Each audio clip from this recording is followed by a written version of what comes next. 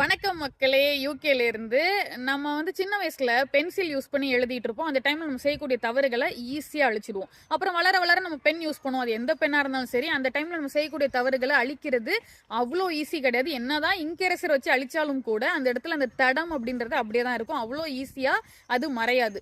அதே மாதிரி தான் சின்ன வயசுல நம்ம செய்யக்கூடிய சின்ன சின்ன சேட்டைகள், தவறுகள் அது எல்லாத்தையும் ஈஸியா அழிச்சிடலாம். ஆனா வளர வளர வயசாக வயசாக நம்ம செய்யக்கூடிய அந்த தவறுகள் அதிகமாயிட்டே போயிட்டு இருந்துச்சு அப்படின்னா, நம்ம அதை கண்டினியூ பண்ணிட்டே இருந்தோம் அப்படின்னா அது எல்லாத்தையும் அழிக்கிறது அவ்வளோ ஈஸி கிடையாது.